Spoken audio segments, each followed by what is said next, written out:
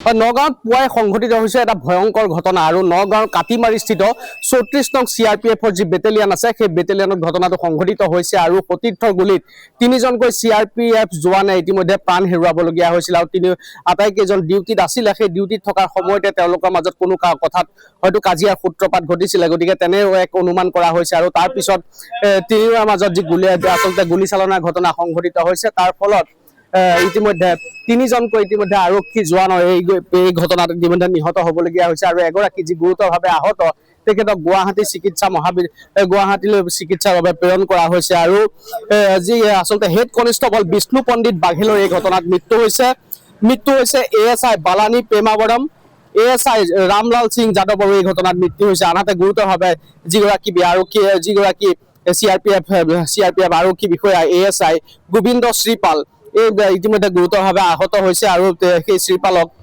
ইতিমধ্যে গুৱাহাটীলৈ চিকিৎসাৰ বাবে প্ৰেৰণ কৰা হৈছে আৰু পুৱা যিহেতু 7:30 বজাত এই ঘটনাটো সংঘটিত হৈছে আৰু নিজৰ সতীৰ্থৰ গুলীতে আচলতে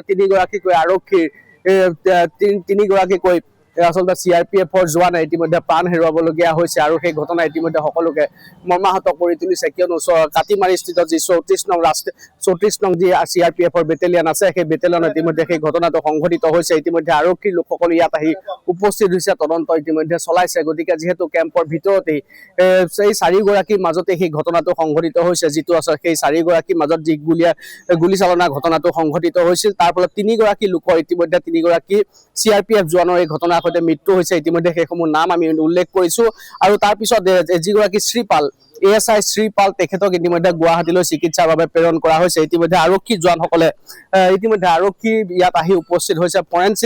মোবাইল ফৰেনচিক ভেন, মোবাইল ফৰেনচিকৰ ইয়াত দল আহিছে, ফৰেনচিক বিশেষজ্ঞ দল আৰু মোবাইল ফৰেনচিক ভেন লৈ ইয়াত আহি উপস্থিত হৈ তেওঁলোকে ফৰেনচিক যিসকল বিশেষজ্ঞ আছে সেই বিশেষজ্ঞ ইতিমধ্যে সম্পূৰ্ণ তদন্ত প্ৰক্ৰিয়াটো তেওঁলোকে চলাইছিল আৰু ইয়াৰ পৰাই মাত্ৰ এই মুহূৰ্তত ওলাই যোৱা পৰিলক্ষিত হৈছে। আৰু যিহেতু আমি সেই নামসমূহ ইতিমধ্যে উল্লেখ কৰিছোৱেই যে নগাঁৱৰ হেড কনিষ্টবল বিষ্ণু পণ্ডিত বাঘেল ইতিমধ্যে মৃত্যু হৈছে, ASI বালানী প্ৰেমাৱৰম, ASI ৰামলাল সিং যাদৱ ইতিমধ্যে মৃত্যু হৈছে আৰু যিগৰাকী গোবিন্দ শ্ৰীপাল সেই গোবিন্দ শ্ৰীপাল ইতিমধ্যে গুৰুতৰভাৱে আঘাতপ্ৰাপ্ত হৈছে আৰু গুৱাহাটীলৈ চিকিৎসাৰ বাবে প্ৰেৰণ কৰিছে। আমি সেই দৃশ্যসমূহ ইতিমধ্যে দেখুৱাই আছো। কিছু সময় পিছতে ইয়াৰ পৰা মৃতদেহকেইটা মৰণোত্তৰ পৰীক্ষাৰ বাবে লৈ যোৱা হ'ব। গতিকে যিহেতু 34 নং CRPF কেম্পত নগাঁৱৰ কাটিমাৰীস্থিত 34 নং CRPFৰ বেটেলিয়ানত এই ঘটনাটো সংঘটিত হৈছে আৰু পুৱা 7:30 বজাত যিহেতু ঘটনাটো সংঘটিত হৈছে, তাৰ পিছতে এক শোকাকুল পৰিৱেশৰ সৃষ্টি হৈছে। নিজৰ সতীৰ্থৰ গুলীতে তিনিগৰাকীকৈ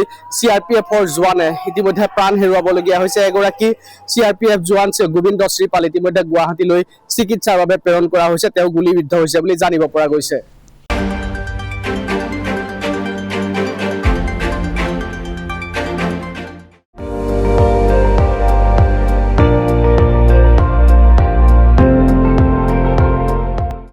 আপুনি চাই আছে ND24, সৰ্বশ্ৰেষ্ঠ নহয় সৰ্বোত্তমৰ দৌৰ।